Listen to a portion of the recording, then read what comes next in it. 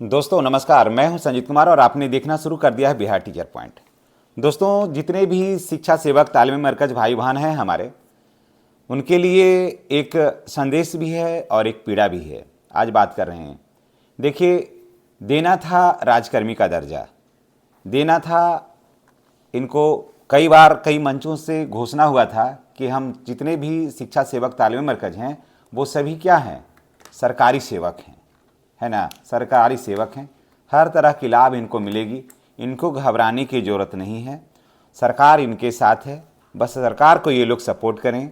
सरकार इनके मुद्दे को कभी नहीं छोड़ेगी। सरकार इनके समस्याओं के प्रति संवेदनशील है और शिक्षा सेवकों को अपने भविष्य की चिंता बिल्कुल नहीं करनी है। हम आपके लिए तैयार हैं। ऐसी बातें कई मंचों से कई बार, अगर आप उसका स्क्रिप्ट निकाल के देखिएगा तो आप थक जाइएगा। फिर लगेगा कि ये कसमें वादे प्यार वफा सब, वादे हैं वादों का क्या, रिश्ते नाते झूठे हैं सब, रिश्ते हैं रिश्तों का क्या, कसमें वादे प्यार वफा सब, वादे हैं वादों का क्या। काम हो गई, बात खत्म।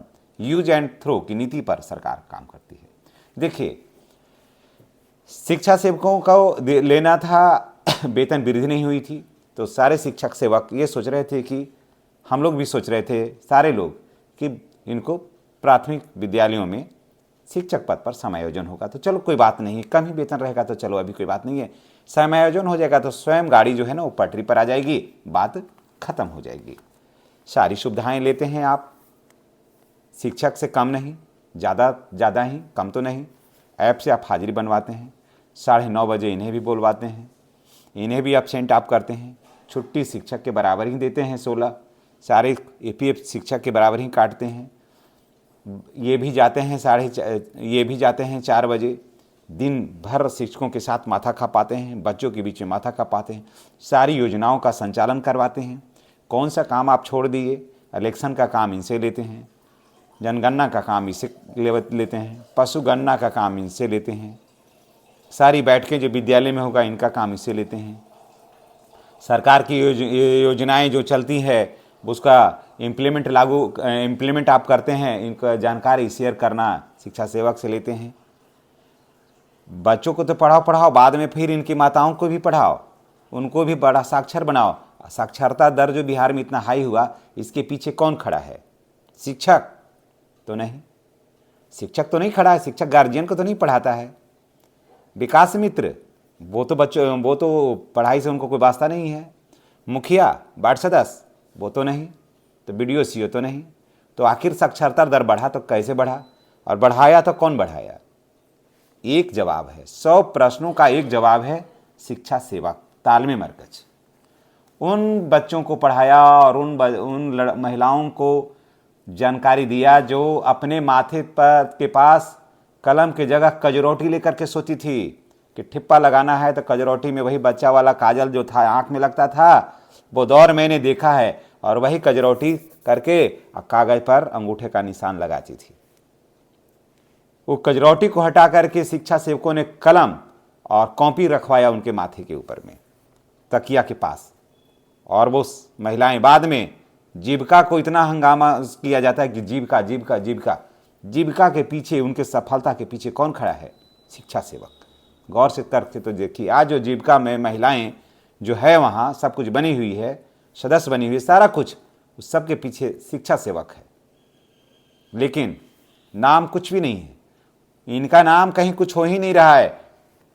आप गौर से देख लीजिए, मैं तो अपने घर से लेकर के स्कूल तक मैं देखता हूँ कि जितना भी जीविका में जुड़ी और जो भी महिलाएं हैं या साइन कर रही हैं और शिक्षा वो जीविका को इतना बेहतर तरीके से चला रही हैं महिलाएं, तो वो सब हम देख रहे हैं कि हमारे यहाँ का शिक्षा सेवकों का योगदान है। मेरे गांव में भी, मेरे विद्यालय में भी। मैं अपने दोस्तों के गांव जाता हूँ, मैं वहाँ बहुत सारे हमारे दोस्त जो हैं, हमारे छोटे भाई शिक्षा सेवक हैं, मैं उनके घर भी मैं जाता हूँ, वहाँ भी मैंने देखा हूँ महिलाओं को कि कल तक ठीक से बढ़िया से कपड़ा नहीं पहनती थी, कल तक उनको जीवन का उद्देश्य नहीं पता था। लेकिन 2010 से शिक्षा सेवकों ने उनके पूरे लाइफ स्टाइल को चेंज कर दिया, उनके जीवन के पूरे परिदृश्य को बदल दिया, उनका जीवन के आधार को बदल दिया, उनकी सोच को बदल दिया। और जब शाबाशी मिलने की बात आती है तो जीविका दीदी, शिक्षा सेवक का तो चर्चा ही नहीं होता है, जबकि कई मंचों से कहा गया कि शिक्षा सेवकों को मिलेगा हर हाल में शिक्षक पद पर समायोजन। तो कब करिएगा, जब उम्र ही नहीं बचेगा। आज एक भी शिक्षा सेवक नहीं है जो 35 साल से अब नीचे के हैं। मैं तो यह देख रहा हूँ कुछ 33 यानी 33 तो लगभग, कम से कम 33 तो लगभग 33-34, और उससे बाकी सभी ऊपर। आपके यहाँ का भी यही हाल होगा जो मेरे यहाँ का है ना, जो मैं देख रहा हूँ। कम से कम 33-34 साल और एवरेज 40 साल, और अधिक से अधिक तो आगे भी जा रहे हैं लोग, 45 कर गए, कुछ 50 पार भी कर गए। बहुत सारे हमारे सम्मानित शिक्षा सेवक भाई बहन जो हैं वो रिटायर भी कर गए। लाभ तो नहीं मिला, लेकिन वही अगर शिक्षक पद पर समायोजन रहता तो गर्व से कह सकते थे कि मैं भी शिक्षक हूँ। उसके बदले फिर क्या मिल रहा है? 10,000 रुपया मोबाइल के लिए। आप बताइए कि 10,000 रुपया में उनको 5G मोबाइल चाहिए, ठीक है, रैम भी काफ़ी 64 GB रैम चाहिए, उनको वर्जन मैंने अप टू डेट मोबाइल चाहिए, सारा कुछ चाहिए, कैमरा भी चाहिए फर्स्ट क्लास। तो क्या चाहिए? आईफोन मिलेगा 10,000 रुपया में। 10,000 रुपया में आईफोन मिलेगा। अब सोचिए, या DSLR मिलेगा, क्या मिलेगा उनको? ऐसा तो और इतना मांगता है। उसके बाद सुरक्षा की भी पूरी गारंटी लेना है शिक्षा सेवक को। अधिक लगाइएगा, बेहतर क्वालिटी का खरीदिएगा तो पैसा है आपका, आप लगाइए, उसके लिए कुछ अलग से सहयोग नहीं मिलेगा। और कम का खरीदिएगा तो आप समझिए बिल होना चाहिए हर हाल में 10,000 रुपये का। तो कम का मोबाइल कहाँ से खरीदा पाएगा? कम का तो जितना सुविधाएं आप मांग रहे हैं, जितना उसमें आप फीचर मांग रहे हैं, वो उसमें 10,000 रुपया से नीचे का तो कोई सवाल ही नहीं है। 10,000 रुपया में भी खरीदाएगा, कम से कम भी कीमत तो 16,000 रुपया। मैंने सर्च करके देखा है कि कम से कम भी तो 16,000 रुपया, नहीं तो मोबाइल लगेगा चार्ज में और तड़ाक से कभी उसका चार्जर उड़ जाएगा, कभी उसका डिस्प्ले उड़ जाएगा, थोड़ा सा चार्ज करके ऑन होगा तो मोबाइल जो है वो काम नहीं करेगा, थोड़ा सा स्टोरेज रहेगा कम, तुरंत सभी फ़ोटो डिलीट करने के लिए मांगेगा। बाद में फिर आप कहेगा कि वो फ़ोटो हमको दीजिए, तो उसमें तो उतना रैम ही नहीं रहेगा, तो आपको कहाँ से मिलेगा सारा कुछ? उतना तो स्टोरेज ही नहीं रहेगा, तो कहाँ से मिलेगा? अब मिलेगा पैसा 10,000 और सुविधाएं चाहिए आईफोन जैसा। सोच लीजिए, शिक्षा सेवक मनोबल बढ़ाते भी तो इसी 22,000 रुपया 21,000 रुपया में क्या लेंगे, क्या छोड़ेंगे? घर का खर्च चलाएं, बच्चों को कैसे पढ़ाएंगे? अब देखिए, अब तो पहले वाला बात नहीं कि बच्चे नहीं पढ़ते हैं, सभी के बच्चे पढ़ रहे हैं, बड़े हो गए हैं, शादी ब्याह है। तो इतने पैसे में कैसे होगा? घर बने या नहीं बने, ना घर बना पा रहे हैं बढ़िया से, न बच्चे पढ़ा रहे हैं बढ़िया से। सुई दवाई का तो बात छोड़ दीजिए, ये तो जैसे तैसे ही जीवन चल रहा है। पढ़ाई आधी अधूरी रह रही है, पढ़ाई का फीस जुट नहीं रहा है। तो ऊपर के जो और औटी खर्चे हैं उसको तो चलाना ही मुश्किल होता है। साइड से कोई काम भी नहीं कर सकते हैं। 9:30 बजे भी स्कूल आना है और 4 बजे विद्यालय से जाना है, तो कोई काम कर ही नहीं सकते हैं। यानी कि जब काम की शुरुआत होना है, उधर माने दुकान वगैरह भी देते तो वो भी नहीं दे पाते हैं, कृषि कार्य करते तो वो भी नहीं कर पाते हैं, कुछ घूम कर बेच लेते मानते हैं जीविकोपार्जन के लिए, तो वो भी नहीं हो पाता है। तो करें क्या? तो ऐसी स्थिति हो गई है शिक्षा सेवकों का। लेकिन मैं सरकार से मांग करूंगा कि शिक्षा सेवकों को जो आपने घोषणा किया है कि मैं इन्हें सरकारी कर्मी बना करके रहूँगा, तो आप इन्हें अभी ही बना दीजिए, क्योंकि जब उम्र ही नहीं बचेगा, उम्र ही ख़त्म हो जाएगा, तो आप बनाइएगा तो इनको लाभ कितना मिलेगा? अभी इनके बच्चे हैं पढ़ने वाले, लिखने वाले, काम करने वाले, तो अभी ही तो ज़रूरत है। तो अभी नहीं बनाइएगा तो कब बनाइएगा? फिर लास्ट में जब बनाइएगा तो इसमें से तो आधा जिन्होंने बिहार में शिक्षा की जो बुनियाद रखी है, जिन्होंने फाउंडेशन रखा है शिक्षा का, वही जब नहीं रहेंगे तो किसके लिए? जब लड़का ही नहीं रहेगा तो मौरी खरीद के क्या करिएगा आप? इसलिए शिक्षा सेवकों को बचाइए, इनके ज़मीर को बचाइए, इनके सम्मान को बचाइए।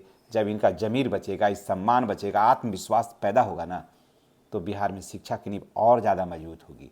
क्योंकि यही शिक्षा का सच्चे संचालक हैं, यही शिक्षा के सच्चे वाहक हैं। और हम शिक्षक तो विद्यालय आने पर बच्चों को शिक्षा देते हैं, और ये विद्यालय से बाहर के बच्चों को शिक्षा देते हैं। कितना बड़ा अंतर है ये।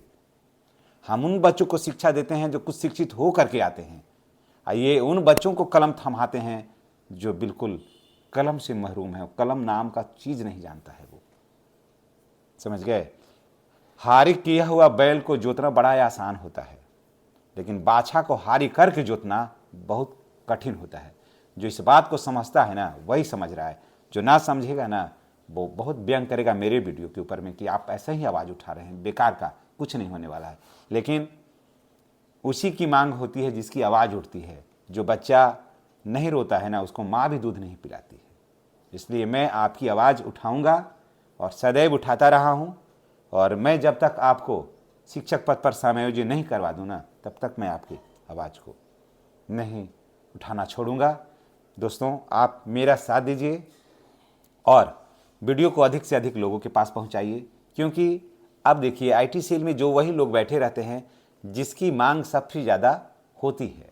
आप देख रहे होंगे कि सक्षमता दे करके भी लोग रो रहे हैं और नियोजित बन करके भी लोग हंस रहे हैं, क्योंकि हम लोगों ने अपने चैनल से नियोजित शिक्षक के मुद्दे को थामे रखा और कहीं से भी नियोजित शिक्षक न डगमगाते हैं और हर सुविधा हर लाभ नियोजित शिक्षक स्कूल में बैठ कर पाते हैं।